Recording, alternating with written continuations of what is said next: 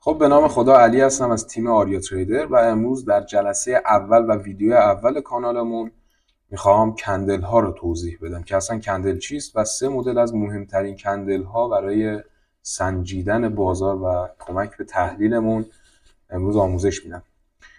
کندل بچه‌ها حالت عادیش توی چارت تریدینگ ویو این رنگی نیستش که من گذاشتم. من به خاطر بحث سایکولوژی و روانشناسی بازار که رنگ قرمز و سبز حالا باعث یه مقدار اذیت کردن علاوه سایکولوژی یه مقدار تاثیر داره، رنگش رو من آبی و زرد کردم، ولی خب حالت دیفالت یه همچین چیزیه کندل ها. که کندل های قرمز خب کندل های نزولی هستن که به نشانه نزول قیمت در اون تایم فریم بوده و کندل های سبز به نشانه صعود قیمت در اون تایم فریم. همونطور که تو تریدینگ ویو میبینید این نوار پایین ما تایم فریم داریم و در واقع ساعت هایی که این کندل ها به وجود اومدن و به پایان رسیدن رو از این پایین میتونیم پیدا کنیم. الان من روی تایم فریم 1 دقیقه‌ای هستم و این به این معناست که هر کندل نشان دهنده 1 دقیقه از بازار است و اگر من این تایم فریم رو روی هر تایم فریم دیگه ببرم و عوضش کنم، به عنوان مثال الان روی 1 ساعته هستم، 1 هستم و الان هر کندل نشان دهنده 1 ساعت، یعنی از این کندل تا این کندل از ساعت 6:30 تا 7:30 زمان برده تا این کندل بسته بشه و کندل بعدی باز بشه. برمیگردم روی تایم فریم 1 دقیقه‌ای. کندل ها 4 المان رو به ما نشون میدن. اولین المان، 4 تا المانش هم این بالا اینجا به نام OHLC برامون به نمایش میذارن که رو هر کندل این اعداد متغیر هستن. به عنوان مثال این کندل اوپنش 3310، هایش 3312، لوش 3302 و کلوزش 3304 بوده که این به این معناست که این کندل او یعنی اوپن و جایی که کندل باز شده. توی کندل نزولی باز شدن کندل بالاترین جای کندله که از سمت در واقع بهش میگیم بادی کندل. اگر دقت کنید این کندل و این شم یک بدنه و یا بادی داره و یک شادو یا این خطی که از دو طرف زده بیرون رو بهش میگن شادو یا سایه. پس 4 تا المان کندل توی کندل نزولی اوپن یا باز شدن کندل شد بالاترین جایی که بادی شروع به حرکت کرده و توی کندل صعودی پایین ترین جایی که بادی شروع به حرکت کرده. در واقع بدنه شروع به حرکت کرده و اینجا بسته شد. المان بعدی که های هست، یعنی بالاترین سقف قیمتی که اون کندل به خودش دیده. یعنی چی؟ روی این کندل به عنوان مثال این قسمت، من اگر زوم کنم، این قسمت میشه بالاترین میشه بالاترین سقفی که قیمت توی این 1 دقیقه به خودش دیده. اینجا بوده که از نوار سمت راست میتونیم پیدا کنیم که قیمت 3312 بوده، یا این بالا اینجا وقتی بیام رو کندل روی های نمیشه 3312، یعنی بالاترین سقف قیمتی 3312 بوده. لو داریم، لو به معنای پایین ترین سقف. این لو و های توی سبز و قرمز بودن کندل هیچ تفاوتی نداره و چه سبز باشه چه قرمز، های بالاترین سقف میشه و لو پایین ترین کف میشه. در واقع الان توی این کندل قرمزی داشتیم مثال میزدیم، لو این کندل میشه این ناحیه، این محدوده. در واقع لو این کندل 3302 بوده. و یه المان هم به نام کلوز داریم یا پایان کندل، بسته شدن کندل، که اون توی کندل های نزولی و قرمز میشه پایین ترین جایی که بادی بسته شده و توی کندل های سبز میشه بالاترین جایی که کندل بادیش بسته شده. خب این یعنی چی؟ چرا اصلا توی سبز بالاترین جا بسته میشه، توی قرمز پایین ترین جا؟ بخاطر اینکه بچه‌ها نگاه کنید اینجا اگر اوپن کندل باشه، بذار من یکم زوم اوت کنم از این در واقع ترکیب چند کندلی بهتون نشون بدم. به عنوان مثال اگر این قسمت اوپن کندل باشه که هست، کندل رو به بالا حرکت کرده، رفته تا اینجا بالا، تا این ناحیه، تا اینجا رفته بالا، اما نتونسته اینجا قیمت وایسته توی اون 1 دقیقه‌ای که حالا ما چون تو تایم فریم 1 دقیقه هستیم، هر کندل 1 دقیقه رو به ما نشون میده. این قیمت نتونسته روی های خودش در واقع یا بالاترین سقف قیمتیش وایسته و کندل بسته بشه و اون 1 دقیقه تموم بشه و 1 دقیقه بعدی آغاز بشه و ریخته و جایی که کندل بسته شده 1 دقیقهش تموم شده این ناحیه بوده. پس به خاطر همینه که توی کندل های سبز کلوز کندل قسمت بالا میشه چون اوپن شده و رفته رو به بالا و سبز شده و کلوز کرده، در واقع کندل بسته شده. و توی کندل های قرمز کلوز کندل پایین میشه. چرا؟ چون اینجا کندل اوپن شده، یعنی در واقع کندل از اینجا باز شده، قیمت ریخته تا اینجا، نتونسته وایسه، تا اینجا برگشته بالا و اینجا 1 دقیقه کار در واقع 1 دقیقه کندل به پایان رسیده و کلوز کندل قرمز ما پایینه. حالا همونطور که گفتم کندل ها 2 بخش بادی و شادو دارن که معنی فارسی بچه چیزی همین الان توی اولین قسمت و اولین ویدیو بگم. از همین الان تمام کلمات انگلیسی که دارم میگم که در واقع ترجمه فارسیش هم بهتون میگم که بدونید در واقع داره چه اتفاقی میفته، شما لطف کنید کلمات انگلیسی رو حفظ کنید، چون که از الان به بعد ما با کلمات انگلیسی کار داریم. من نمیام بگم بدنه کندل با سایه کندل فلان است یا یه همچی چیزی. من همیشه میگم که بادی و شادو. پس بادی شد بدنه یا این در واقع طول مقطر یا قطردار. شادو میشه این خطی که از دو طرف کندل زده بیرون و بهش میگن سایه کندل، که گفتم شادوها بالاترین و پایینترین سقف و کف قیمتی که تاچ شدن رو نشون میده، در واقع لمس شدن رو نشون میده. بادی ها جایی که کندل باز شده و جایی که کندل بسته شده رو نشون میده. حالا توی کندل استیک در واقع کندل استیک ترکیب چند کندل از 2 کندل تا 4 کندل به ما یه سری دیتا هایی میده که میتونیم طبق اون دیتا تصمیم بگیریم که آیا الان بازار میخواد برگرده، یعنی آخر روندش هست یا نه. پس به این دلیل حتما نیاز داریم که ما کندل استیک رو خوب یاد بگیریم، چون بعد از تاییدیه حالا روند یا الگوهامون نیاز به تاییدیه کندلی داریم که بتونیم وارد معامله بشیم و سود کنیم. به عنوان مثال یه روند سعودی رو ما از این ناحیه تا اینجا داشتیم. اینجا دیگه آخر روند بوده و کندل ها شروع کردن به ساخت روند نزولی. اوکی. حالا اینم بگم که کندل به معنای فارسی یعنی شمع و این شادوها یعنی این خطایی که زده بیرون از بدنه ها به شکل شمع هست و به خاطر همین بهشون میگن کندل. حالا ما از کجا بفهمیم که اینجا آخرین در واقع یک محدوده‌ایه که میتونه قیمت بازگشت داشته باشه و برگرده و بریزه و از روند صعودی به روند نزولی تبدیل بشه؟ پس نیاز به کندل استیک داریم، چون اگه کندل استیک رو یاد داشته باشید، درسته که فقط یعنی این نکته خیلی مهمه که فقط با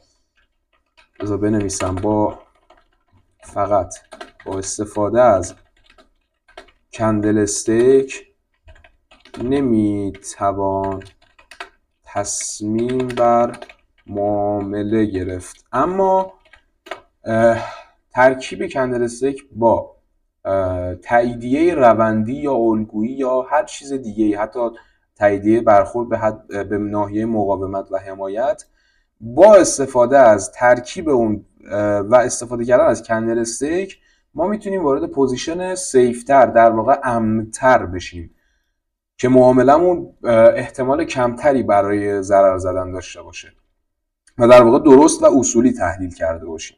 حالا این ناحیه رو من یه خط زرد میکشم. بعد از معرفی 3 مدل کندل و ترکیب کندلا بهتون این ناحیه رو نشون میدم و مثال میزنم که اینجا چقدر راحت میتونستیم متوجه پایان روند و ضعف روند در این قسمت بشیم. ما 3 مدل کندل رو، خیلی مدل کندل داریم که من 3 مدلش رو که کلا با این 3 تا کار دارم و با این 3 تا کلا من معامله باز میکنم و استفاده از همین 3 تا کندل هست و بهتون آموزش میدم. اگر خواستید بقیه کندل ها، بقیه حالت های کندلی رو ببینید، میتونید با یه سرچ ساده دیگه توی اینترنت با یه سرچ کندل استیک میتونید تمام الگوهای 2 کندلی 3 کندلی رو مشاهده کنید. ولی من این 3 مدل کندلی که میگم قراره که با این 3 مدل کندل کار کنیم. حالا به عنوان مثال من اینو تنظیماتش رو درست کنم، میدل لاینش رو برداریم.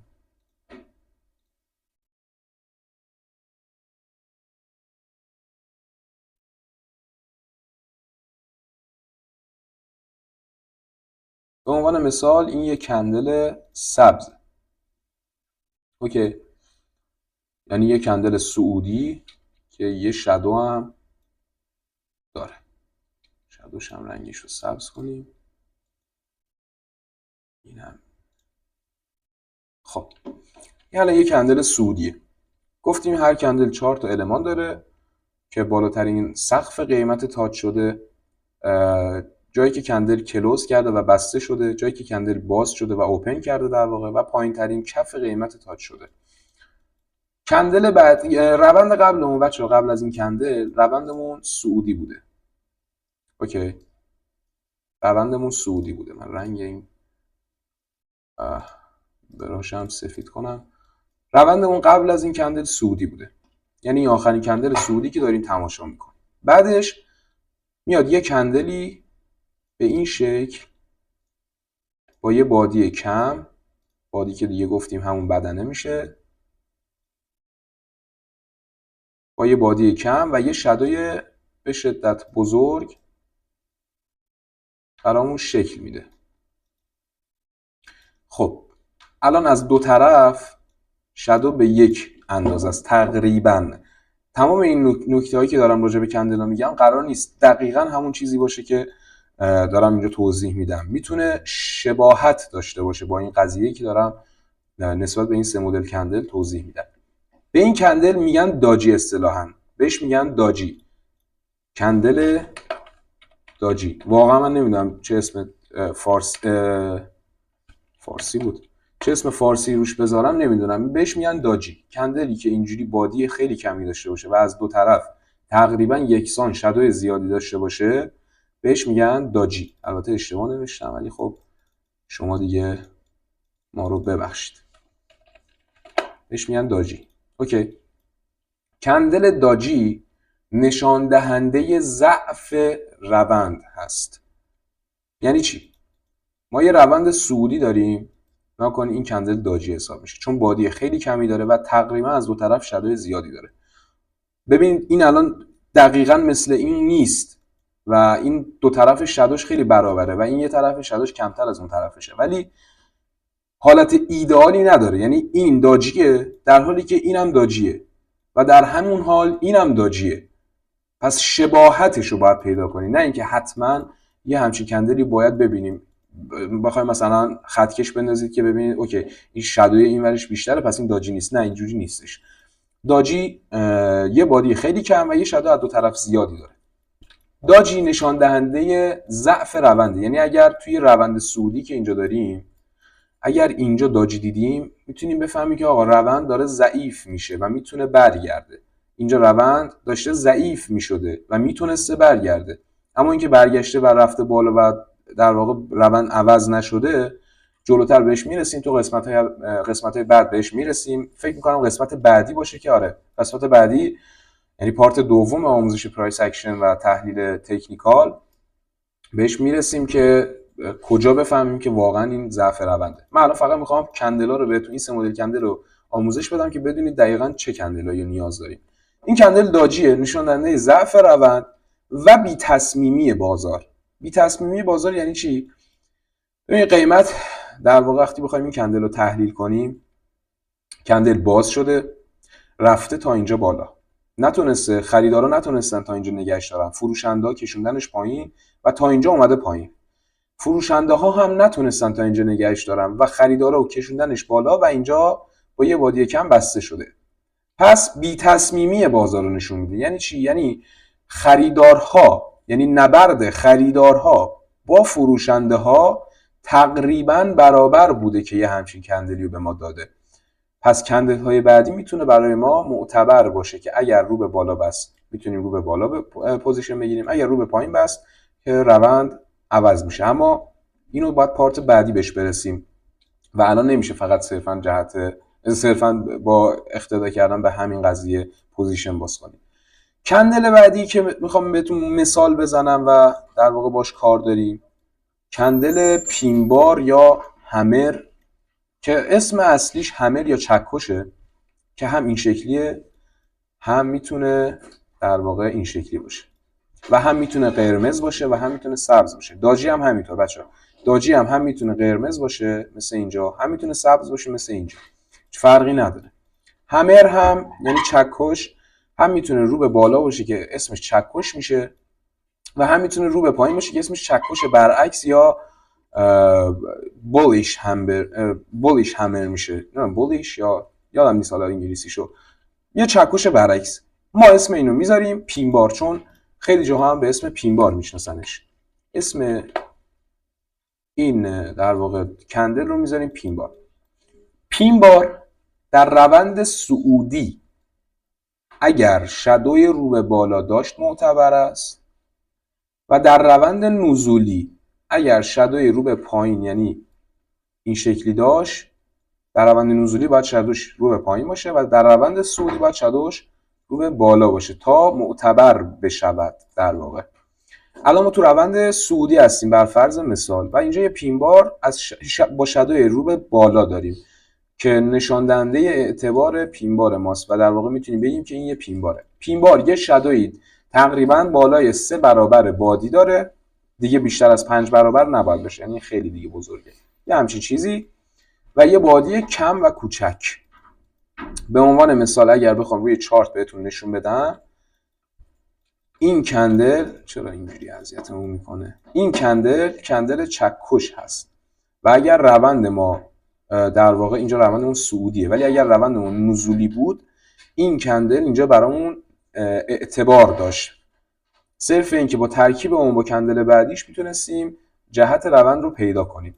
اوکی که پارت بعدی جهت روند پیدا کردن جهت روند رو آموزش میدم با ترکیب همین 3 مدل کندلی که اینجا دارم یاد میدم. پینبار نیز نشان دهنده ضعف روند هست. خب کندل چکشی نشان دهنده ضعف رونده. بیایم کندل رو با هم تحلیل کنیم. خریدارا قیمت رو بردن تا اینجا بالا، فروشنده ها سر و کله‌شون پیدا شده و قیمت رو برگردوندن تا اینجا و اینجا کندل بسته شده. گفتیم تو کندل های صعودی و سبز کلوز میشه بالای بادی، اوپن میشه پایین بادی، یعنی بس جایی که بسته شده کندل بالای بادیشه، جایی که باز میشه کندل پایین بادی هست.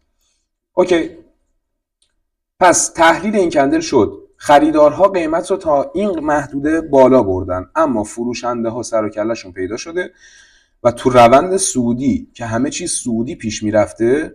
ببینید تو روند صعودی قرار نیست همه کندل ها سبز باشه، قطعا اصلاح قیمت با کندل های قرمز داریم و همین قضیه برعکس تو روند نزولی هم هست، یعنی تو روند نزولی ما اصلاح قیمت با کندل های سبز رو داریم اما تو روند صعودی اکثر و بیشترین بادی های در واقع کندل هامون سبز هستن چون که روندمون صعودی هست. پس توی این همه روند کندل سبز پرقدرت و رو به بالا میاد اینجا یه کندلی میزنه که تا اینجا خریدارو بردنش بالا، یعنی میتونسته بادیش در واقع به این شکل بوده باشه. اوکی بادی میتونسته اینجوری باشه اما چون فروشنده سر و کله‌شون پیدا شده بادی اومده پایین و اینجا دیگه 1 دقیقه، حالا من تو تایم فریم 1 دقیقه هستم، 1 دقیقه اون در واقع کندل عمرش به پایان رسیده و کندل اینجا بسته شده و پینبار به ما داده. پس نشان دهنده ضعف روند صعودی قبل ماست و اگر این کندل توی روند نزولی شادوش رو به پایین بود، اینجوری بود شادوش، نشان دهنده ضعف روند نزولی قبل ماه و قراره که روند برگرده. اوکی پس این کندل پینبار خیلی مهمه که بتونیم یه سری از نقاط بازار رو پیدا کنیم که آیا الان جای درستی برای تغییر روند هست که ما بخوایم برخلاف جهت روند معامله باز کنیم، پوزیشن بگیریم یا نه. حالا کندل سومی هم که میخوام آموزش بدم کندل اصطلاحاً اینگولفینگ بار هست که الان شکلش هم بهتون نشون میدم. باز بر فرض مثال توی روند صعودی هستیم. این سری کندل ما باید یه کندل قرمز باشه. اوکی، کندل یعنی رو به پایین. شادو هم داره ولی میرسیم به تعریفش که چرا شادوش کم باید باشه این داستانا. پس کندل بعدیمون شد کندل engulfing بار. کندل engulfing بار یا engulf اصطلاحاً بهش میگن. engulf یعنی چی؟ ببین ما روندمون گفتیم آپ ترنده، یعنی روند صعودیه. ترند به معنای روند، آپ به معنای در واقع بالا رفت، بالا، ولی خب آپ ترند میشه روند صعودی. روند صعودیه. یه کندل سبزم داریم. بعد از اینکه این همه کندل اینجا زده یه کندل اینجوری سبز داریم. توی مثال اینگولفینگ بار میرسیم به این ناحیه که مشخص کردم و یه کندل قرمز رو به پایین بسته شده. کندل اینگولفینگ بار باید رنگش نسبت به رنگ قبلیش، رنگ کندل قبلیش تضاد داشته باشه. یعنی چی؟ یعنی کندل من توی روند صعودی سبز بوده، کندل اینگولفینگ بارم باید قرمز باشه، یا همین قضیه توی روند نزولی باید برعکس باشه. یعنی روند من نزولیه، کندل اینجا قرمزه رو به پایینه، کندل بعدیم که کندل اینگولف من هست باید رو به بالا و سبز باشه. اوکی، حالا الان تو روند صعودی این کندل اینگولف قرمز داریم. حالا کندل اینگولف به کندلی میگن که کندل قبلی خودش رو توی بدنش، توی بادیش در واقع بپوشونه. یعنی چی؟ یعنی اگر من از در واقع اوپن و کلوز، یعنی از جایی که کندل باز شده و بسته شده دو تا خط بکشم، میبینیم که کندل قبلی، بدنه کندل قبلی تو بدنه این کندل پوشیده شده. توی اینگولفینگ بار بچه‌ها کاری به شادوها نداریم و زیاد اعتباری برای ما ندارن. بدنه کندل اینگولفینگ بار من تونسته بدنه کندل قبلی سبز خودش رو تو خودش جا بده.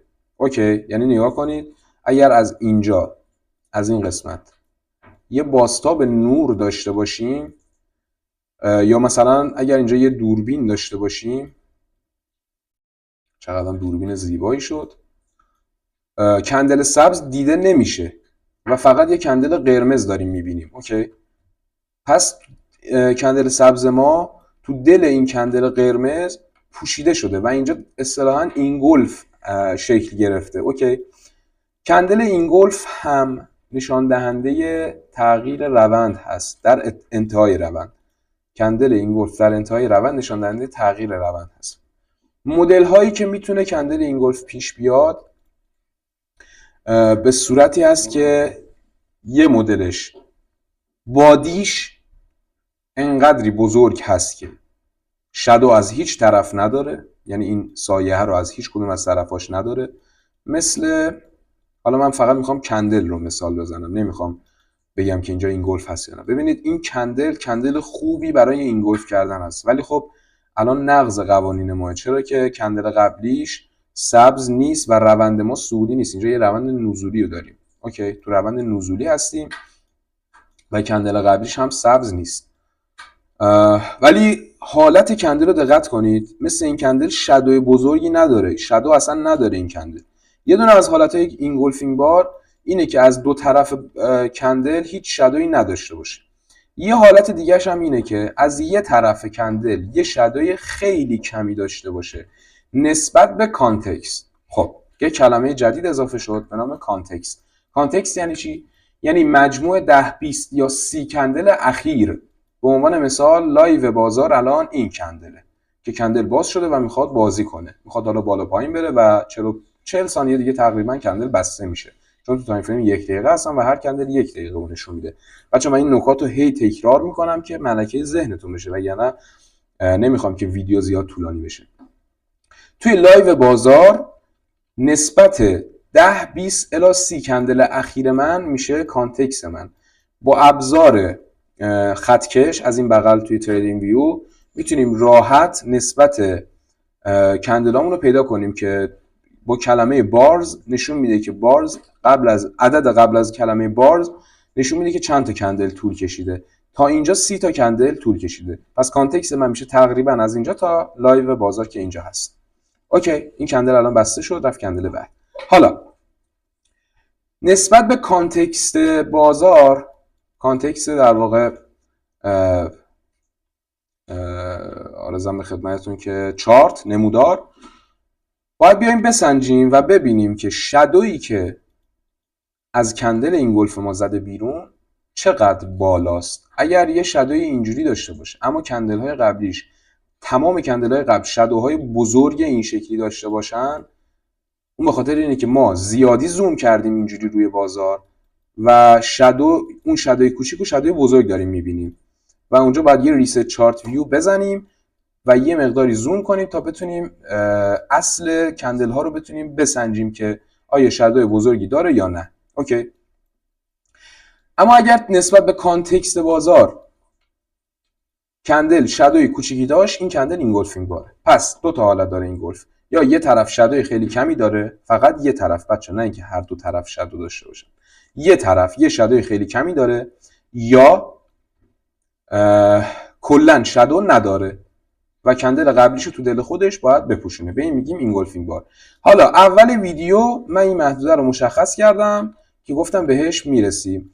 بچه نگاه کنید چقدر زیبا اینجا کندل اینگولف رو ما میتونیم بهش برسیم. نگاه کنید دوستان، این کندل قرمز که کندل سبز خودش، بدنه کندل سبز قبلیش رو تو دل خودش جا داده، از یه طرف شادو اصلا نداره و از یه طرف دیگه شادوش بسیار کمه. پس ترکیب این دوتا کندل به ما اینگولفینگ بار داده است، یعنی اینجا اینگولف اتفاق افتاده. پس اگر ما توی این روند صعودی که داشتیم اگر تاییدیه روندی داشتیم اینجا، به عنوان مثال یک خط روندی و اینجا اگر ما داشتیم و اون خط روند اینجا شکسته شده بود و با این کندل اینگولفینگ بار شکسته شده بود، دوتا تاییدیه‌مون اوکی شده بود و میتونستیم پوزیشن سلمون رو اینجا باز کنیم و در واقع با یه پوزیشن سل، که البته پوزیشن سل من این رنگای زرد و آبی به خاطر اینکه خودم تغییرش دادم از لحاظ دوباره سایکولوژی و روانشناسی، ولی خب برای شما قرمز و سبز هست. پوزیشن سلمون رو میتونیم اینجوری بگیریم و یه ریوارد خیلی خوب و منطقی هم بهمون خواهد داد. ریوارد 14 هم حتی تاچ شده. به این صورت امیدوارم که موفق باشید. جلسه بعدی ترکیب این کندل ها و در واقع استفاده از این کندل ها در بازار رو آموزش میدم و کم کم بریم سراغ الگوهامون و چیزایی که واقعا نیازه تا بتونیم یه معامله‌گر موفق بشویم را آموزش میدم تا در واقع استارت کار رو بزنیم و با هم دیگه کلی سود کنیم. شما رو به خدای بزرگ میسپارم. خیلی ممنونم بابت تماشای ویدیو. امیدوارم که وقتتون رو نگرفته باشم و مفید بوده باشه. حتما لایک و سابسکرایب هم یادتون نره و خدا نگهدار.